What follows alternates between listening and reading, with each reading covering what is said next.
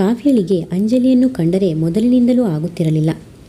ರಾಜಶೇಖರ್ ಆಕೆಯನ್ನು ಕೇಳದೆ ಅಂಜಲಿಯನ್ನು ಕೆಲಸಕ್ಕೆ ಸೇರಿಸಿಕೊಂಡಿದ್ದು ಇದಕ್ಕೆ ಮುಖ್ಯ ಕಾರಣವಾಗಿತ್ತು. ಅದಕ್ಕೆ ತಕ್ಕಂತೆ ರಾಜಶೇಖರ್ ಪ್ರತಿ ಬಾರಿ ಆಫೀಸಿಗೆ ಹೋದವರು ಹೇಗೆ ಕಾವ್ಯ ಬಳಿ ಹೋಗುತ್ತಾರೆಯೋ ಹಾಗೆಯೇ ಅಂಜಲಿಯನ್ನು ಮಾತನಾಡಿಸದೆ ಬರುತ್ತಿರಲಿಲ್ಲ. ಇದು ಕಾವ್ಯಳಿಗೆ ಇನ್ನಷ್ಟು ಕೋಪ ತರಿಸಿತ್ತು. ಏನೋ ಸ್ನೇಹಿತನ ಮಗಳೆಂದು ಕೆಲಸ ಕೊಟ್ಟರೆಂದುಕೊಂಡರೆ ಪ್ರತಿ ಬಾರಿಯೂ ಆಕೆ ಬಳಿ ಹೋಗಿ ಮಾತನಾಡುವುದೇನಿದೆ? ಈ ಡ್ಯಾಡಿದು ಅತಿಯಾಯಿತು. ಈ ವಯಸ್ಸಲ್ಲಿ ಇವರಿಗೆ ಏನು ಮಂಕುಬೂದಿ ಎರಚಿದ್ದಾಳೋ? ಇವರಿಗಾದರೂ ಬುದ್ಧಿ ಬೇಡವಾ? ಮಗಳ ವಯಸ್ಸಿನವಳ ಜೊತೆ ಏನಾದರೂ ಆಗಲಿ, ಇವಳ ಹಾರಾಟಕ್ಕೆ ಕಡಿವಾಣ ಹಾಕಲೇಬೇಕು ಎಂದುಕೊಳ್ಳುತ್ತಿದ್ದಳು. ಅಂಜಲಿ ಕೆಲಸಕ್ಕೆ ಸೇರಿ ಕೆಲ ತಿಂಗಳು ಕಳೆದಿತ್ತು. ಅಂದು ಸೋಮವಾರ ಬೆಳಿಗ್ಗೆ 9 ಗಂಟೆ. ಅಂಜಲಿ ಆಫೀಸ್ಗೆ ಹೊರಡಲು ಸಿದ್ಧವಾಗುತ್ತಿದ್ದಳು. ಪ್ರತಿದಿನ ಮನೆ ತುಂಬ ಓಡಾಡುತ್ತಾ ಮನೆ ಕೆಲಸ ಮಾಡುತ್ತಿದ್ದ ಶೀಲಾ ಅಂದು ಯಾಕೋ ತಲೆಸುತ್ತು ಬಂದು ಬಿದ್ದು ಬಿಟ್ಟಳು. ಅಂಜಲಿಗೆ ಆ ಕ್ಷಣಕ್ಕೆ ಏನು ಮಾಡಬೇಕೋ ತಿಳಿಯಲಿಲ್ಲ. ಅಮ್ಮನನ್ನು ಎಬ್ಬಿಸಿ ಹಾಸಿಗೆಯಲ್ಲಿ ಕೂರಿಸಿ ಕುಡಿಯಲು ನೀರು ಕೊಟ್ಟಳು. ಯಾಕಮ್ಮ, ಏನಾಯಿತು? ಯಾಕೆ ಬಿದ್ದು ಬಿಟ್ಟೆ ಎಂದು ಕೇಳಿದಳು. ಯಾಕೋ ತಲೆಸುತ್ತು ಬಂದಂತಾಯಿತು ಎಂದಳು ಶೀಲಾ. ನಡಿಯಮ್ಮ, ಹಾಸ್ಪಿಟಲ್ಗೆ ಹೋಗಿ ಬರೋಣ ಎಂದಳು. ಅಯ್ಯೋ, ಅದೆಲ್ಲ ಏನು ಬೇಡ, ಸ್ವಲ್ಪ ಮಲಗಿದ್ರೆ ಸರಿ ಹೋಗುತ್ತೆ. ನೀನು ಆಫೀಸ್ಗೆ ಹೊರಡು ಎಂದಳು. ಅಂಜಲಿಗೆ ಮನಸ್ಸು ತಡೆಯಲಿಲ್ಲ. ಇಲ್ಲಮ್ಮ, ತೋರಿಸಿಕೊಂಡೇ ಬರೋಣ ಎಂದು ಎಷ್ಟು ಹೇಳಿದರೂ ಕೇಳದೆ ನನಗೆ ಏನೂ ಆಗಿಲ್ಲ, ರೆಸ್ಟ್ ಮಾಡಿದರೆ ಸರಿ ಹೋಗುತ್ತೆ, ನೀನು ಹೊರಡು ಎಂದು ಕಳಿಸಿಬಿಟ್ಟಳು.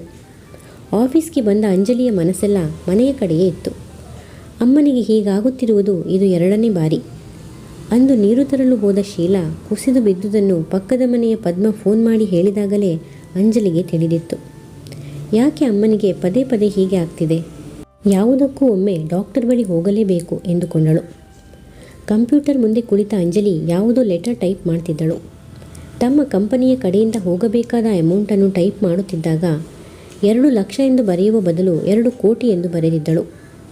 ದುರದೃಷ್ಟವಶಾತ್ ಅದನ್ನು ಕಾವ್ಯಳಿಗೂ ನೀಡಿದ್ದಳು. ಕಾವ್ಯ ಆದಿತ್ಯನೊಂದಿಗೆ ಲೆಟರ್ ಚೆಕ್ ಮಾಡುತ್ತಿದ್ದಾಗ ಅಂಜಲಿಯ ತಪ್ಪು ಕಣ್ಣಿಗೆ ಬಿತ್ತು. ಅದನ್ನು ನೋಡಿ ಕಾವ್ಯಳಿಗೆ ಅಂಜಲಿಯ ಮೇಲೆ ಎಲ್ಲಿಲ್ಲದ ಸಿಟ್ಟು ಬಂತು. ಆಕೆಯನ್ನು ಬರಹೇಳಿ ಎಂದು ಅರ್ಧ ಗಂಟೆ ಆಕೆಯನ್ನು ತರಾಟೆಗೆ ತೆಗೆದುಕೊಂಡಳು. ಕೆಲಸ ಮಾಡುವಾಗ ತಪ್ಪುಗಳಾಗುವುದು ಸಹಜ. ಕಾವ್ಯ ಅಂಜಲಿಯನ್ನು ಕರೆದು ಆಕೆಯ ತಪ್ಪನ್ನು ತಿದ್ದಿ ವಾರ್ನಿಂಗ್ ಕೊಟ್ಟು ಕಳಿಸಬಹುದಿತ್ತು. ಆದರೆ ಕಾವ್ಯ ಸಿಕ್ಕ ಅವಕಾಶವನ್ನು ಸರಿಯಾಗಿ ಉಪಯೋಗಿಸಿಕೊಂಡು ಅಂಜಲಿಯನ್ನು ಅವಮಾನಿಸಿದಳು. ನೀನು ಕಂಪನಿಯನ್ನು ಆದಷ್ಟು ಬೇಗ ಮುಚ್ಚಿಸುವ ಯೋಚನೆ ಮಾಡಿದೀಯೋ ಹೇಗೆ? ಡ್ಯಾಡಿ ನಿನ್ನನ್ನು ಅಪಾಯಿಂಟ್ ಮಾಡಿದ್ದಾರೆ ಎಂದ ಮಾತ್ರಕ್ಕೆ ನಿನಗಿಷ್ಟ ಬಂದಂತೆ ಆಫೀಸ್ನಲ್ಲಿ ಇರಬಹುದು ಎಂದುಕೊಂಡಿದ್ದೀಯಾ? ಅವರು ಕೇವಲ ನಿನ್ನನ್ನು ಅಪಾಯಿಂಟ್ ಮಾಡಿರಬಹುದು. ಆದರೆ ನೀನು ಈ ರೀತಿಯಾಗಿ ಬೇಜವಾಬ್ದಾರಿಯಿಂದ ಕೆಲಸ ಮಾಡಿದರೆ ನಿನ್ನನ್ನು ಕೆಲಸದಿಂದ ಕಿತ್ತು ಹಾಕುವ ಅಧಿಕಾರ ನನಗಿದೆ ಎಂದಳು ಕಾವ್ಯ. ಅಂಜಲಿಯಂತೂ ಕಾವ್ಯಳ ಕ್ಯಾಬಿನ್ಗೆ ಅದೇ ಮೊದಲ ಬಾರಿ ಹೋಗಿದ್ದಳು. ಈ ಮೊದಲು ಕಾವ್ಯಳ ಕ್ಯಾಬಿನ್ಗೆ ಹೋಗಲು ಮತ್ತು ಆಕೆಯೊಡನೆ ಮಾತನಾಡಬೇಕೆಂದು ಎಷ್ಟೋ ಬಾರಿ ಆಸೆಪಟ್ಟಿದ್ದಳು. ಆದರೆ ಅದು ಇಂದು ಈ ಪರಿಸ್ಥಿತಿಯಲ್ಲಿ ಇರುತ್ತದೆ ಎಂದು ಆಕೆ ಊಹಿಸಿಯೂ ಇರಲಿಲ್ಲ. ಅಂಜಲಿ ತಾಯಿಯ ಆರೋಗ್ಯ ಸರಿಯಿಲ್ಲ ಎಂದು ಆಗಲೇ ದುಃಖದಲ್ಲಿದ್ದಳು. ಅದರೊಂದಿಗೆ ಕಾವ್ಯಳ ಮಾತುಗಳನ್ನು ಕೇಳಿ ಮನಸ್ಸಿಗೆ ಇನ್ನಷ್ಟು ನೋವಾಗಿ ದುಃಖ ಉಕ್ಕಿ ಬಂತು. ಕಣ್ಣೀರು ಹಾಕಿದಳು.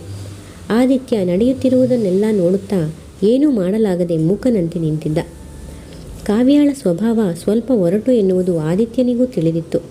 ಆದರೆ ಕಾವ್ಯ ಈ ರೀತಿ ಯಾರಿಗಾದರೂ ಬೈಯಲೆಂದೇ ಅರ್ಧ ಗಂಟೆ ಸಮಯವನ್ನು ಮೀಸಲಿಟ್ಟಿರುವುದನ್ನು ಆತ ಎಂದೂ ನೋಡಿರಲಿಲ್ಲ. ಕಾವ್ಯ ಮೇಡಮ್ ಟಾರ್ಗೆಟ್ ಮಾಡಿಯೇ ಅಂಜಲಿಯನ್ನು ಬೈಯುತ್ತಿದ್ದಾರೇನೋ ಅನ್ನಿಸಿತು. ಕಾವ್ಯ ಅಂಜಲಿಯ ಕಡೆ ನೋಡುತ್ತಾ, ಇದು ನಿನಗೆ ಕೊನೆಯ ವಾರ್ನಿಂಗ್. ಇನ್ನು ಈ ಥರ ತಪ್ಪು ನಿನ್ನಿಂದಾದರೆ ನಾನು ಸುಮ್ಮನಿರುವುದಿಲ್ಲ ಎಂದು ಹೇಳಿ ಅಂಜಲಿಯನ್ನು ಕಳಿಸಿದಳು. ಅಂಜಲಿ ಕ್ಯಾಬಿನ್ನಿಂದ ಹೊರಬರುವಷ್ಟರಲ್ಲಿ ಲಂಚ್ ಬ್ರೇಕ್ ಶುರುವಾಗಿತ್ತು. ಕಾವ್ಯ ಮಧ್ಯಾಹ್ನದ ಊಟಕ್ಕೆ ಮನೆಗೆ ಹೋಗುತ್ತಿದ್ದರಿಂದ ಮನೆ ಕಡೆ ಹೊರಟಳು. ಅಂಜಲಿ ಊಟವನ್ನು ಮಾಡದೆ ಟೇಬಲ್ ಮೇಲೆ ತಲೆಯಿಟ್ಟು ಅಳುತ್ತಿದ್ದಳು. ಆದಿತ್ಯ ಊಟ ಮುಗಿಸಿ ಬಂದರೂ ಅಂಜಲಿ ಎದ್ದೇಳಲೇ ಇಲ್ಲ. ಅಂಜಲಿಗೆ ಕಾವ್ಯ ಮಾಡಿದ ಅವಮಾನವನ್ನು ಅರಗಿಸಿಕೊಳ್ಳಲಾಗಲಿಲ್ಲ. ಕ್ಯಾಬಿನ್ ಒಳಗೆ ಏನು ನಡೆಯುತ್ತಿದೆ ಎಂದು ಅಲ್ಲಿನ ಸ್ಟಾಫ್ಗೆ ಗೊತ್ತಿಲ್ಲದಿದ್ದರೂ ಕಾವ್ಯ ಮೇಡಮ್ ಖಂಡಿತ ಅಂಜಲಿಗೆ ಬೈದಿದ್ದಾರೆ ಎನ್ನುವುದು ಅಂಜಲಿಯನ್ನು ನೋಡಿದಾಗಲೇ ತಿಳಿಯುತ್ತಿತ್ತು. ಒಂದಿಬ್ಬರು ಆಕೆಯನ್ನು ಸಮಾಧಾನಪಡಿಸಲು ಯತ್ನಿಸಿ ಸುಮ್ಮನಾದರು. ಆದರೆ ಆದಿತ್ಯ ಒಳಗೆ ನಡೆದುದನ್ನೆಲ್ಲ ನೇರವಾಗಿ ನೋಡಿದ್ದ. ದೂರದಿಂದಲೇ ಅಂಜಲಿಯನ್ನು ಗಮನಿಸಿದ. ಆತ ಆಕೆಯ ಬಳಿ ಬಂದ. ಅಂಜಲಿಯನ್ನು ಹೇಗೆ ಸಮಾಧಾನಪಡಿಸಬೇಕೋ ಅವನಿಗೂ ತಿಳಿಯಲಿಲ್ಲ. ಆದರೂ ಪ್ರಯತ್ನಪಟ್ಟ. ದೂರದಲ್ಲಿ ನಿಂತು ಅಂಜಲಿ ಎದ್ದೇಳಿ ಊಟ ಮಾಡಿ ಎಂದು ಎಬ್ಬಿಸತೊಡಗಿದ. ಅಯ್ಯೋ, ಇಷ್ಟಕ್ಕೆಲ್ಲ ತಲೆಕೆಡಿಸಿಕೊಂಡರೆ ಹೇಗೆ? ಇವೆಲ್ಲ ನಮ್ಮ ಆಫೀಸ್ನಲ್ಲಿ ಕಾಮನ್ ಆಗಿ ನಡೆಯುತ್ತಲೇ ಇರುತ್ತದೆ. ಕಾವ್ಯ ಮೇಡಮ್ ಸ್ವಭಾವ ಸ್ವಲ್ಪ ಒರಟು. ನಾನಿಷ್ಟು ಬಾರಿ ಅವರ ಬಳಿ ಬಯಸಿಕೊಂಡಿಲ್ಲ. ಆದರೆ ಯಾರಿಗೂ ತಿಳಿದಿಲ್ಲ ಅಷ್ಟೇ. ಇನ್ನೊಂದು ವಿಷಯ ಗೊತ್ತಾ? ನಾನಷ್ಟೇ ಅಲ್ಲ, ಇಲ್ಲಿ ಎಲ್ಲ ಸ್ಟಾಫ್ ಕೂಡ ಅವರ ಬಳಿ ಬಯಸಿಕೊಂಡಿದ್ದಾರೆ. ಆದರೆ ಯಾರಿಗೂ ಗೊತ್ತಾಗುವುದಿಲ್ಲ ಎಂದ ತಮಾಷೆಯಾಗಿ. ಆತನ ಮಾತು ಕೇಳಿ ಅಂಜಲಿ ಮುಗುಳ್ನಕ್ಕಳು. ಅಂಜಲಿ, ಇನ್ನೂ ಕೇವಲ 10 ನಿಮಿಷ ಇದೆ. ಅಷ್ಟರಲ್ಲಿ ಊಟ ಮುಗಿಸಿ ಬಂದ್ಬಿಡಿ. ನಾವು ಕೇಳಿದ್ರೂ ನಮ್ಮ ಹೊಟ್ಟೆ ಕೇಳಬೇಕಲ್ಲ ಎಂದು ನಗುತ್ತಾ ಮಾತನಾಡಿ ಹೇಗೋ ಅಂಜಲಿಯನ್ನು ಲಂಚಿಗೆ ಕಳಿಸುತ್ತಾನೆ. ಆಫೀಸ್ನಲ್ಲಿ ಎಷ್ಟು ಜನ ಹುಡುಗಿಯರಿದ್ದರೂ ಅಂಜಲಿ ಮಾತ್ರ ಎಲ್ಲರಿಗಿಂತ ಸ್ಪೆಷಲ್ ಅನ್ನಿಸುತ್ತಾಳೆ. ಬೇರೆ ಹುಡುಗಿಯರಲ್ಲಿ ಇಲ್ಲದಿರುವುದು ಆಕೆಯಲ್ಲಿ ಏನಿದೆ ಎಂದುಕೊಂಡರೆ ಆಕೆ ಇತರರಂತೆ ಸ್ಪೆಷಲ್ ಆಗಿರಬೇಕೆಂದು ಬಯಸುವವಳಲ್ಲ. ತೀರಾ ಸರಳವಾಗಿರುವುದು, ಗಂಭೀರವಾಗಿರುವುದೇ ಎಲ್ಲರಿಗಿಂತ ಅವಳಲ್ಲಿ ಸ್ಪೆಷಲ್ ಅನ್ನಿಸುವಂಥದ್ದು. ಅಂಜಲಿ ಕೆಲಸಕ್ಕೆ ಸೇರಿ ಇಷ್ಟು ದಿನವಾದರೂ ಬೇರೆ ಹುಡುಗಿಯರಂತೆ ಚೆಲ್ಲು ಚೆಲ್ಲಾಗಿ ಆಡುವುದಾಗಲಿ, ಬೇರೆಯವರನ್ನು ಇಂಪ್ರೆಸ್ ಮಾಡಲು ಪ್ರಯತ್ನಿಸುವುದಾಗಲಿ ಮಾಡುತ್ತಲೇ ಇರಲಿಲ್ಲ. ಹಾಗೆಂದು ಮಾತೇ ಆಡುತ್ತಿರಲಿಲ್ಲ ಎಂದಲ್ಲ. ಮಾತಾಡಿದರೂ ಅವಳ ಮಾತಿನಲ್ಲಿ ಯಾವುದೇ ಕಲ್ಮಶವಿರುತ್ತಿರಲಿಲ್ಲ. ಒಟ್ಟಿನಲ್ಲಿ ಆಕೆಯ ನಡೆ, ನುಡಿ, ಮಾತು, ನಗು ಎಲ್ಲವೂ ಬಹಳ ತೂಕವಾಗಿರುತ್ತಿತ್ತು.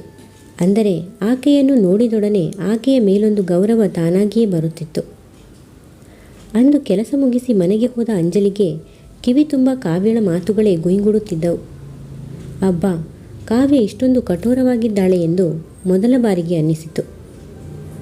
ತನ್ನ ಮನಸ್ಸಿನಲ್ಲಿರುವುದನ್ನು ಅಮ್ಮನ ಬಳಿ ಹೇಳಿಕೊಂಡರೆ ಸ್ವಲ್ಪ ಮನಸ್ಸು ಹಗುರವಾಗುತ್ತಿತ್ತೋ ಏನೋ. ಆದರೆ ಅಮ್ಮ ಇರುವ ಪರಿಸ್ಥಿತಿಯಲ್ಲಿ ತನ್ನನ್ನು ಕಾವ್ಯ ಅಷ್ಟೊಂದು ಬೈದಳು ಎಂದು ತಿಳಿದರೆ ಇನ್ನಷ್ಟು ನೊಂದುಕೊಳ್ಳುತ್ತಾಳೆ ಎಂದು ಸುಮ್ಮನಾದಳು. ಪಕ್ಕದಲ್ಲಿ ಮಲಗಿದ್ದ ಅಮ್ಮನ ಮುಖವನ್ನೊಮ್ಮೆ ನೋಡಿದಳು. ಇತ್ತೀಚೆಗೆ ಅಮ್ಮನ ಆರೋಗ್ಯ ಸರಿಯಿಲ್ಲ. ಹೇಗಾದರೂ ಅಮ್ಮನನ್ನು ಒಪ್ಪಿಸಿ ಡಾಕ್ಟರ್ ಬಳಿ ತೋರಿಸಲೇಬೇಕು ಎಂದುಕೊಂಡಳು. ಅದೂ ಅಲ್ಲದೆ ಆಕೆಗೂ ಆಫೀಸ್ಗೆ ಹೋಗಲು ಮನಸ್ಸಿರಲಿಲ್ಲ. ಸ್ವಲ್ಪ ಬ್ರೇಕ್ ತೆಗೆದುಕೊಂಡರೆ ಮನಸ್ಸಿಗೂ ಸಮಾಧಾನ ಎಂದುಕೊಂಡಳು. ಕಥೆ ಮುಂದುವರಿಯುವುದು. ಹೆಚ್ಚಿನ ವಿಡಿಯೋಗಳಿಗಾಗಿ ಪ್ಲೀಸ್ ಸಬ್ಸ್ಕ್ರೈಬ್ ಮಾಡಿ, ಲೈಕ್ ಮಾಡಿ, ಶೇರ್ ಮಾಡಿ, ಕಮೆಂಟ್ಸ್ ಮಾಡಿ ಮತ್ತು ಬೆಲ್ ಐಕಾನ್ ಕ್ಲಿಕ್ ಮಾಡಿ. ಕಥೆಯ ಎಲ್ಲ ಭಾಗಗಳಿಗಾಗಿ ಪ್ಲೇ ಲಿಸ್ಟ್ ಚೆಕ್ ಮಾಡಿ.